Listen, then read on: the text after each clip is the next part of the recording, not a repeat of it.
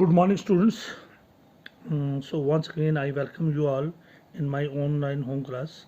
जैसा कि आप जानते हो कि थोड़े दिनों मेरी तबीयत ठीक ख़राब थी, अभी भी थोड़ी ख़राब चल रही है। मैंने थोड़ा ब्रेक लिया था। चलिए आज से फिर थोड़ी तबीयत ठीक है आज। अब हम अपना जो टॉपिक्स हैं वो उनको कंटिन्यू करते हैं। तो हमारा आज का जो नया टॉपिक है that is limits and derivatives. So limits and derivatives का जो टॉपिक है इसको हम शुरू करते हैं। So let us start. So limits and derivatives में मैंने आपको बताया था कि जो लिमिट्स एंड डेरिवेटिव्स है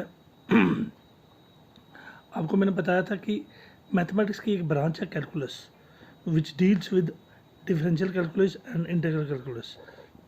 जो हम डिफरेंशिएशन हमने पढ़ी है या इंटीग्रेशन हमने पढ़ी है, आप देखोगे कि जो आप जाके आप 12th क्लास में आप पढ़ोगे डिफरेंशिएशन और इंटीग्रेशन, तो वो एक ब्रांच है मैथमेटिक्स की जिसको हम कैलकुलस कहते हैं। और जो कैलकुलस की फाउंडेशन है, क्योंकि आपने नेक्स्ट ईयर ये डिफरेंशिएशन पढ़नी है और इंटीग्रेशन पढ़नी है, वही कैलकुलस मैथमेटिक्स की वो ब्रांच है जो इन दोनों चीज़ों को डील करती है। तो before studying differentiation and integration क्योंकि आपने 12th क्लास में इनको पढ़ना है, तो इसलिए डिफरेंशिएशन और इंटीग्रेशन को जानने के लिए उसको पढ़ने से पहले हमारी जो फाउंडेशन है कैलकुलस की that is limits. So limits and derivatives आपका टॉपिक है, और जो कैलकुलस जो ब्रांच ऑफ मैथमेटिक्स है हमारी, उसकी जो फाउंडेशन है दैट इज़ लिमिट्स। तो चलिए आज हम लिमिट्स के बारे में जानते हैं। We already know that in calculus we have to study the value of the function changes with respect to the domain values। तो हमने देखा है कि कैलकुलस में हम क्या स्टडी करते हैं। ये जो हमारी ब्रांच ऑफ मैथमेटिक्स है बेसिकली इसमें हम क्या स्टडी करते हैं, इसमें हम स्टडी करते हैं कि value of the function changes whenever there is a change in the value of the its domain. अब आपको पता है कि रिलेशंस एंड फंक्शंस में मैंने आपको बताया था कि हर एक फंक्शन की एक डोमेन होती है जिसको हम एक्स कहते हैं, और एक्स के एलिमेंट्स की जो मैपिंग है वो वाई के एलिमेंट्स के साथ होती है। जो एक्स के एलिमेंट्स होते हैं इनको डोमेन कहते हैं, और जो वाई के एलिमेंट्स होते हैं उसको रेंज या को डोमेन कहते हैं।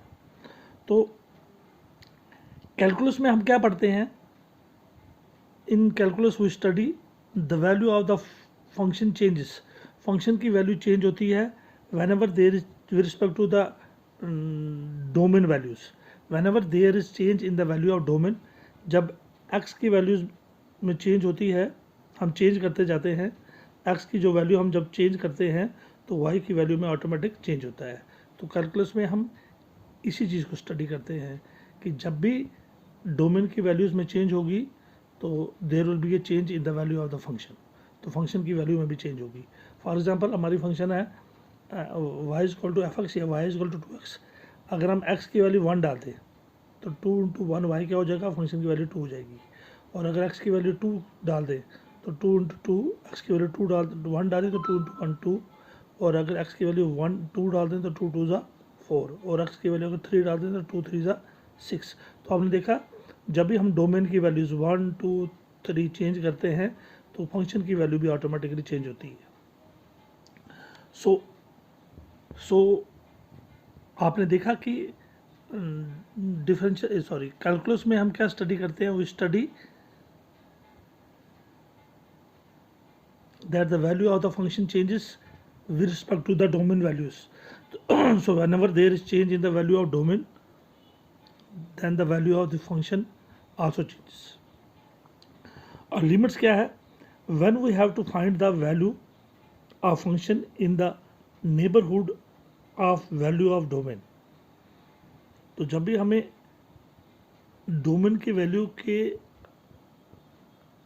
आसपास कोई whenever we have to find the function the value of function, जब हमें फंक्शन की वैल्यू ढूंढनी है इन the neighbourhood of value of domain. So domain की वैल्यू के आसपास, डोमेन की वैल्यू के आसपास, वैल्यू के बिल्कुल एग्जैक्ट वैल्यू पर नहीं, बल्कि वैल्यू के आसपास जब हमें किसी फंक्शन की वैल्यू ढूंढनी है तब लिमिट्स एग्जिस्ट होते हैं.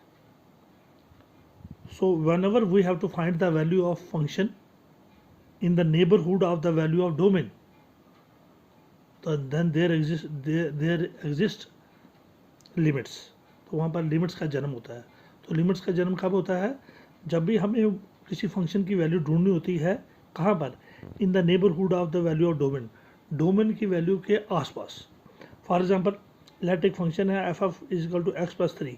अगर हम when X is equal to 3 X की वैल्यू एग्जैक्ट वैल्यू 3 लें, डोमेन में एक्स की वैल्यू हम 3 लें, तो फंक्शन की वैल्यू क्या हो जाएगी? एक्स की वैल्यू 3 लें तो 3 प्लस 3, तो फंक्शन की वैल्यू क्या हो जाएगी? 6. ये जो हमने ढूंढी थी वैल्यू, ये डोमेन की वैल्यू थी, एग्जैक्ट वैल्यू. लेकिन लिमिट्स की एग्जिस्टेंस तभी होता है जब हम फंक्शन की वैल्यू ढूंढते हैं इन the neighbourhood of value of domain. Exactly 3 value नहीं लेकर, बल्कि 3 के आसपास. सो 3 के अप्रोचिंग टू 3 वैल्यू जो है वो 3 के बराबर नहीं होगी, बल्कि वो 3 के वेरी क्लोज होगी. तो 3 के क्लोज कैसे हो सकती हैं? ये आपको पता है, 2 वैल्यूज हमारी होती हैं. सो जब भी हमें कोई वैल्यू ऑफ फंक्शन ढूंढनी है और इन the neighbourhood of value of domain, तो जब भी हमें फंक्शन की वैल्यू ढूंढनी है इन द नेबरहुड ऑफ, एक तो होता है एग्जैक्ट वैल्यू जो हमने यहाँ पर ढूंढी 6, लेकिन जब हमें वैल्यू ढूंढनी है इन the neighbourhood of value of domain, domain की एग्जैक्ट वैल्यू के पास नहीं, उसके आसपास. डोमेन की एग्जैक्ट वैल्यू पर नहीं, बल्कि डोमेन की एग्जैक्ट वैल्यू के आसपास. तो जब भी हमें किसी फंक्शन की वैल्यू ढूंढनी है इन the neighbourhood of value of domain, so domain के वैल्यू के बिल्कुल नज़दीक की वैल्यू जब ढूंढनी है, एक होती है एग्जैक्ट वैल्यू, एक होती है नज़दीकी वैल्यू. जब हमने नज़दीकी वैल्यू ढूंढनी है तब लिमिट्स एग्जिस्ट होते हैं. So value of the function in the neighbourhood of the value of domain, तो लिमिट्स एग्जिस्ट होते हैं. For example value of X in the neighbourhood of 3. मान ली हमने वैल्यू ऑफ ढूंढनी है, यहाँ पर एक्स इक्वल टू 3 लिया था, ये एग्जैक्ट वैल्यू ली थी. अब हमने वैल्यू ऑफ द फंक्शन ढूंढनी है इन the neighbourhood of value of domain. So domain की जो वैल्यू है उसके डोमेन की वैल्यू के नज़दीक हमने फंक्शन की वैल्यू ढूंढनी है. पहले हमने डोमेन की वैल्यू पर ढूंढी थी, एग्जैक्ट वैल्यू पर ढूंढी थी. ये एक्स इक्वल टू 3 जो थी ये एग्जैक्ट वैल्यू थी. अब हम फंक्शन की वैल्यू ढूंढेंगे इस एक्स वैल्यू,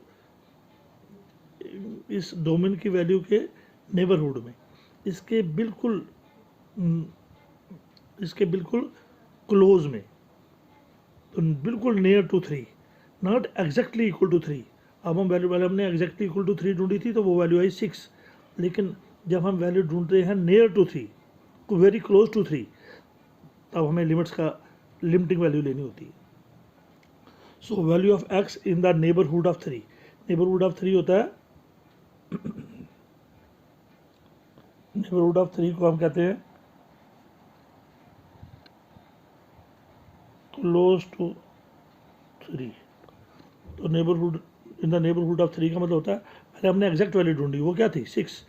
लेकिन जब हम value of X in the neighbourhood of 3 ढूंढते हैं, यानी कि क्लोज टू 3 ढूंढते हैं, तो इस वैल्यू का हम लिमिटिंग वैल्यू कहते हैं. तो ये फंक्शन की एग्जैक्ट वैल्यू नहीं होती, बल्कि लिमिटिंग वैल्यू होती है. For example limit F of X as goes to 3 is equal to limit X plus 3 as goes to 3. मान लीजिए हमारी फंक्शन है एक्स प्लस 3. तो अब 3 को हम अप्रोच करते हैं. So the value of X in the, we have to find the value of function in the neighbourhood of domain. Domain क्या हमारा एक्स. तो चलिए in the neighbourhood of 3, value of X in the neighbourhood of 3. अब हमने function की value ढूंढनी है which is close to 3. पहले हमने एग्जैक्टली इक्वल टू 3 ली थी, तब 6 आई, वो वैल्यू ऑफ द फंक्शन 6 थी. जब हम वैल्यू ढूंढते हैं क्लोज टू 3, तो ये क्लोज टू 3 वाली वैल्यू को हम कहते हैं लिमिटिंग वैल्यू. तो ये कैसे ढूंढ रहे हैं? 2 तरीक़ों से. मान लो क्लोज टू 3 हम कहाँ से आ सकते हैं? अगर राइट साइड से आए 3 से आए, 4 से 3 की तरफ आएंगे, या 3 की तरफ जाना हो, लेफ्ट साइड से जाना हो तो 2 से 3 की तरफ. सो राइट साइड से आना हो तो 4 से 3 की तरफ आएंगे, होता है और जब लेफ़्ट साइड से आएंगे तो 2 से 3 की तरफ। तो 3 पे जाने के दो रास्ते हैं, या तो राइट साइड से आओ 4 से 3 की तरफ आओ, या लेफ़्ट साइड से आए 2 से 3 की तरफ जाओ। तो जब हम राइट हैंड लिमिट लेते हैं, यानी कि जब हम 4 से 3 की तरफ आते हैं, तो right limit as goes to 3+। 3+ means हम 4 से 3 की तरफ आ रहे हैं, x+3। तो जब हम 4 से 3 की तरफ आते हैं, राइट साइड से आते हैं, तो this limit is called right hand limit. और जब हम 2 से 3 की तरफ जाते हैं, लेफ्ट से 3 की तरफ जाते हैं, this limit is called left hand limit. तो राइट हैंड लिमिट को हम लिखते हैं 3+2, यानी कि हम 4 से 3 की तरफ आ रहे हैं। और लेफ्ट हैंड लिमिट को हम लिखते हैं 3-, 3 के ऊपर माइनस का साइन, दैट मीन्स हम फंक्शन की वैल्यू x+3 की वैल्यू निकाल रहे हैं 3-, यानी कि 2 से 3 की तरफ जा रहे हैं। और जब हम फंक्शन की वैल्यू लिमिटिंग वैल्यू निकाल रहे हैं, क्योंकि जो क्लोज वैल्यू होती है ये लिमिटिंग वैल्यू होती है, जब हम x+3 की वैल्यू लिमिटिंग वैल्यू निकाल रहे हैं, 3+ का मीनिंग होता है राइट हैंड लिमिट, यानी कि हम 4 से 3 की तरफ आ रहे हैं। और लेफ्ट हैंड लिमिट जब हम 2 से 3 की तरफ जा रहे हैं, यानी कि 3-, 3+ का मतलब होता है 3 से ज़्यादा, यानी कि 4 से 3 की तरफ आना। और 3- का मतलब होता है 3 से कम, यानी कि 2 से 3 की तरफ जाना। तो जब हम लिमिटिंग वैल्यू निकालते हैं फंक्शन x+3 की, x अप्रोच टू 3-, तो this is called left hand limit.